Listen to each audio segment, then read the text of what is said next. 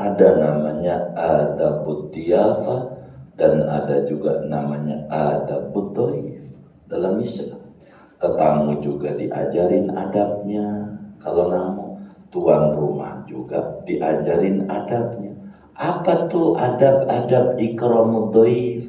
Kalau ada tamu kasih minum. Kalau ada kasih makan dulu tamu. Enggak apa-apa, minimal minum. Itu namanya tamu. Udah minum baru diajak ngobrol, ada perlu apa, begitu. Kalau kita ngasih makan nama tamu, pantang cerita harga-harga, jangan. Itu ada tuan rumah diatur. Jangan tamu makan, ini berasnya enak nih, begitu. Dia cerita, aduh sekarang nih lagi mahal banget beras. Itu tamu mau nambah juga, mikir-mikir. Dia jangan cerita harga-harga, jangan. Kalau menamu enggak boleh. Kita tuan rumah. 2, tuan rumah tidak boleh nyuguhin tamu penyakit. Ini pantang. Jangan cerita penyakit. Namanya nyuguhin penyakit. Ditanya sama tamu, Bang bagaimana? Aduh, saya nih ya payah banget lagi usaha nih. Jadi tamu juga berpikiran, emang gua minta duit? Gua kan cuma mau main doang ke rumah lu. Mau ngapain? Jangan cerita keluhan, jangan cerita penyakit. Aduh dengkul gua nih kotek-kotek. Jangan. Cerita enak, alhamdulillah sehat. Gimana kabarmu? Lama kita nggak ketemu. Yang enak-enak aja, jangan cerita yang kagak enak, jangan. Tamu ini belum tentu juga ke rumah kita mau minta. Bisa aja dia mau bagi duit sama kita. Bisa aja, jadi cerita yang enak-enak. Jangan yang susah-susah, jangan. Begitu, jangan. Karena sering kayak begitu, saya punya pribadi kurang mau main ke rumah teman-teman jamaah. Nah gitu. Bisa dihitung 1001 saya main. Begitu. 1001 kita datang. Aduh, saya lagi payah. Emang gua mau minta duit. Jadi saya jadi takut mainnya. Jadi saya jarang main jadi orang ke rumah jamaah. Jarang. Paling 1-2 ketemu kalau ada hal aja. Jarang. Begitu. Jangan cerita adab-adab. Dan kita menjadi orang datang, jangan datang karena ada hajatnya doang. Tuh datang ngambil proposal, datangnya nggak ada proposal, lu datang aja. Jadi biar enak. Jadi sehingga enggak ditandain orang. Itu ditandain di pintu. Waduh si Anu, ini mau minta proposal hewan kurban nih, begitu. Gara-gara datangnya kalau lagi susah doang. Ada adab masing-masing diatur oleh agama. Diatur, kita disuruh ikramud dhaif. Sehingga ikramud dhaif ini min babil bir wa min babi makarimil akhlak. Karena ini perintah dari Rasulullah sallallahu alaihi wasallam. Maka kita kudu punya pelayanan yang bagus sama tamu. Begitu sama tamu. Ini marketing kehidupan. Begitu. Sama tamu yang bagus. Kita tidak boleh mengeluh dalam hidup. Kata kita dia enak, punya aset, punya perusahaan, punya ini. Jangan. Kita juga punya aset. Badan kita ini aset. Otak kita juga aset. Kesehatan aset.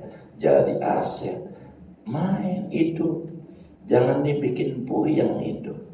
Kita ini jadi tamu Allah. Dan kalau ada tamu, kata Nabi dalam hadis Muslim, ad-diyafatu salah satu ayat. Nyuguhin tamu tuh 3 hari. Muliakin tamu tuh 3 hari. Ingatin nih. Sehari kasih makan. Kalau ada yang nginep di rumah kita, kasih minum. Besok kasih makan. Udah 3 hari, udah selesai tugas kita dari agama. Dia masih nginep lagi hari keempat. Boleh kita tuan rumah ajak ngobrol tuh tamu. Bang, abang nih mau ngekosnya mingguan. Apa bulanan? Kalau udah lewat, Udah lewat 3 hari karena kita ditugasi oleh agama ikramun dhaif 3 hari. Kalau masih 3 hari kita muliakan orang, muliakan apa yang kita bisa kasih. Nggak usah berlebihan maksain. Kita sampai beli ayam segala macam ini buat tahu. Nggak usah kalau kita nggak ada. Jangan paksa. Dosa. Nggak boleh sampai ngutang-ngutang dan nggak usah. Yang ada aja. Begitu. Ya adanya ikan ayam. Adanya ikan nasi. Ya seadanya aja. Nggak usah kita berlebihan. Maksa-maksain diri sampai kita ngutang-ngutang demi memuliakan tetamu. Itu tidak dibenarkan oleh agama. Kecuali memang duit kita ada di bank, tapi masalahnya ini hari Minggu nggak bisa ngambil, susah, kita nggak punya ATM, ya minjem, ini karena ada barangnya. Ini lain cerita. Tapi kalau kita sampai ngutang-ngutang, ini kan tamu wajib dimuliakan, ngutang enggak boleh juga. Kayak kita ngutang jangan. Kalau kita kecuali karena duit kita ada, masih deposit umpamanya, belum bisa diambil, kalau diambil kena penalti, ya kita minjem dulu boleh. Karena ini bukan karena kesulitan, hartanya gaib dalam agama. Jadi Islam mengajarkan kepada kita adabud dhiyafah wa adabud dhaif. Dari hadis ini ada adab-adab kita tuan rumah menjamu tamu, ada adab-adab kita sebagai tetamu. Adab kita harus kita dengan murah senyum, wajah yang enak, begitu. Buru-buru menyuguhkan kepada tamu minimal air putih, kasih aja. Dimuliakan dia. Itulah yang disuruh oleh Nabi tanpa memberati kita. Yang kita mampu aja. Yang kita mampu. Begitu. Adapun kita sebagai tamu, jangan banyak minta. Sebagai tamu, udah kalau disuguhin ya kita minum. Jangan itu mau disuguhin. Aduh seret banget ya. Itu mau ngasih isyarat pengen ngopi dia. Jangan, kita tamu diem aja. Diajak ngobrol-ngobrol, minuman belum dikasih, nggak apa-apa. Karena kita menjalankan adab kita yang baik. Jadi tamu yang bagus, yang sopan. Ini kita jadi tamu. Diatur tuh hubungan itu. Amat sangat luar biasa. Luar biasa. Satu hari Imam Ali bin Abi Thalib karramallahu wajhah menamu kepada orang Nasrani, non muslim. Lalu disuguhin yang dia punya arak, khamr. Ini khamr, kata Imam Ali, maaf, kami ini muslim, di agama kami haram minum ini. Lalu kemudian dia masuk lagi bawa anggur, buah anggur yang hijau tuh. Ini makan. Maka Imam Ali makan juga anggur. Begitu. Mulai menggelitik pertanyaan tuan rumah. Anda ini agama apa? Ini nih Arab. Dari sini ngapa yang ini haram, yang ini boleh? Begitu. Untung tamunya Imam Ali. Coba kalau kita kan bingung juga ya, gimana ini? Kata Imam Ali begini, air putih juga Pak yang Bapak suguhin ini halal Pak, tapi kalau sudah diperes di dalam perut Pak jadi kencing Pak, najis Pak, najis. Jadi Allah tuh punya aturan, ada aturan. Ini ada zat-zat yang bakal merusak otak dan pikiran. Begitu.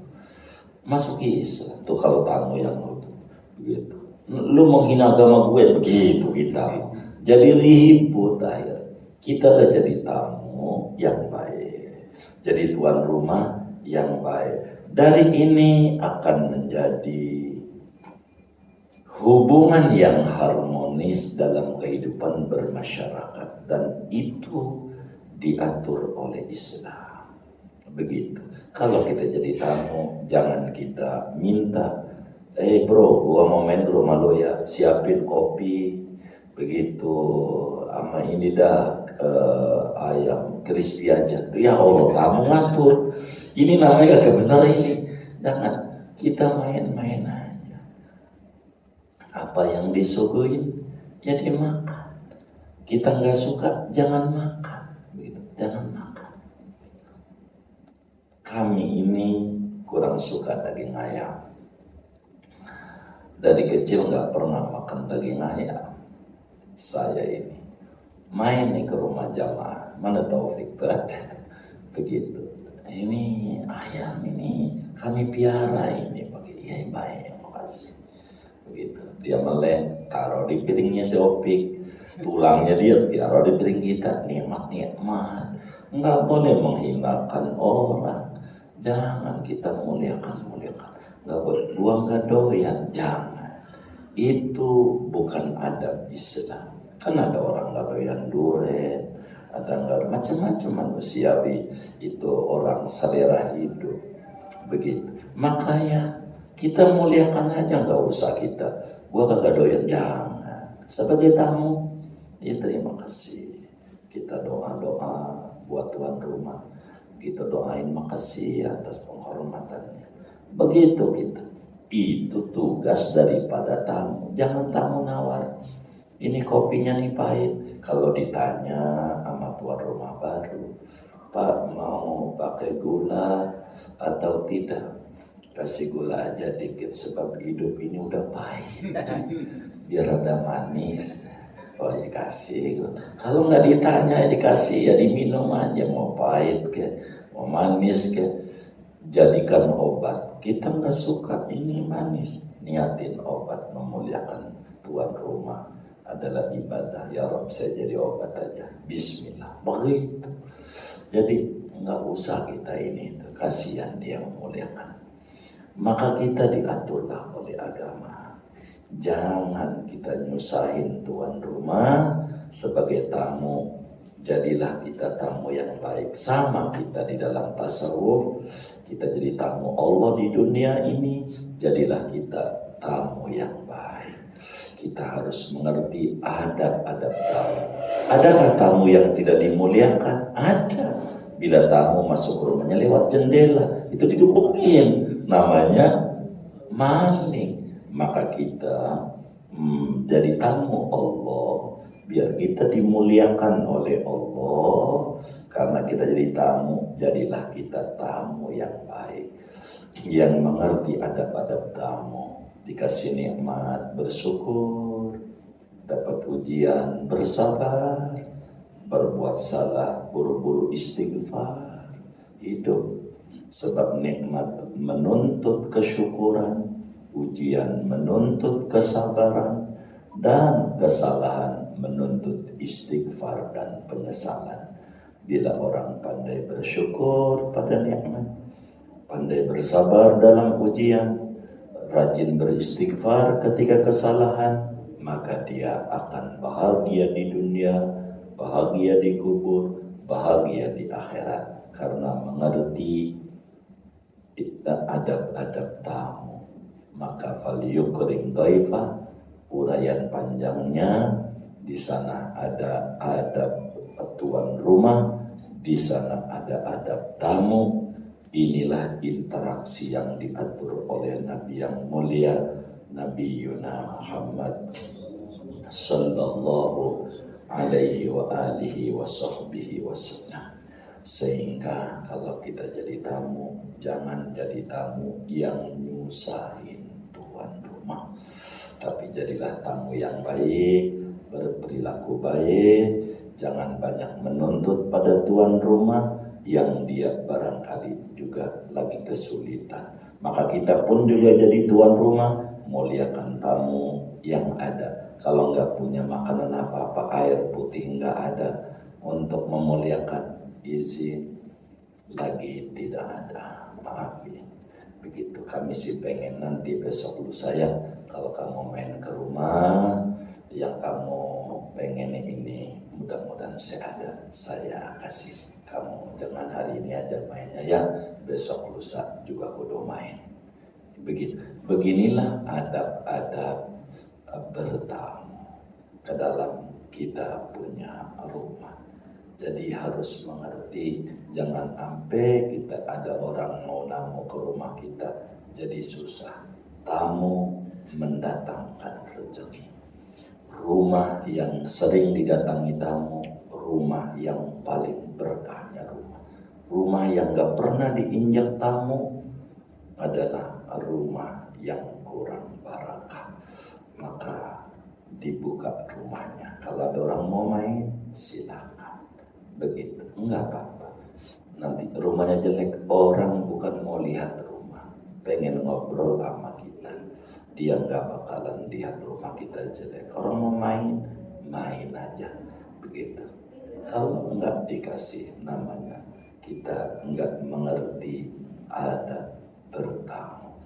Maka inilah luhurnya ajaran yang dibawa oleh Nabi kita Muhammad sallallahu alaihi wa alihi wasallam, sehingga Islam menghilangkan kedengkian, menghilangkan buruk sangka dengan berinteraksi satu dengan yang lainnya. Bila kita sebagai tuan rumah menghormati tamunya, maka akan terbentuk masyarakat yang damai. Dari masyarakat yang damai akan terbentuk satu negeri yang damai. Dari sanalah akan muncul baldatun thayyibatun wa rabbun ghafur. Indah ajaran Nabi, pelan-pelan semampu kita. Bila ada orang yang main ke rumah kita, amalkan pesan Nabi ini, muliakan tamu semampu kita. Mudah-mudahan Allah berikan taufik dan hidayah kepada kita bersama, bisa kita setapak demi setapak, step by step mengamalkan ajaran Sayyidina Muhammad sampai Allah wafatkan kita dalam keadaan terindah, husnul khatimah dan husnul khatimah. Amin ya rabbal alamin. Segini aja.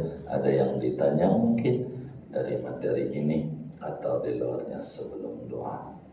Silakan. Wallahu a'lam.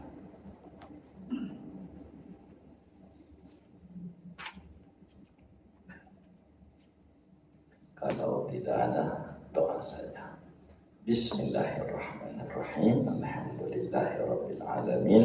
Allahumma shalli ala sayyidina Muhammad wa ala ali sayyidina Muhammad bi adadi hasanati sayyidina Muhammad waj'alna min khiyari ummati sayyidina Muhammad. Ya Allah, inna na'udzu bika min ghinan yutghina wa na'udzu bika ya Allah min faqrin yunsina wa na'udzu bika ya Allah min dhaifin yu'dhina wa na'udzu bika ya Allah min jarin yu'dhina wa na'udzu bika ya Allah min sahibin yu'dhina wa na'udzu bika ya Allah min dunya tashghaluna wa tulhina wa na'udzu bika ya Allah min ilmin la yanfa' wa min qalbin la yashqa wa min batnin la yashba wa min du'ain la yusma' wa min amalin la yurfa. Rabbana taqabbal minna ta'limana wa ta'allumana wa du'ana wa jami' amalina tamim taqsirana ya Allah ya arhamar rahimin. Sallallahu wasallam ala khairil Muhammadin wa ala alihi washabbihi alhamdulillahi rabbil alamin. Assalamualaikum warahmatullahi wabarakatuh. Waalaikumsalam.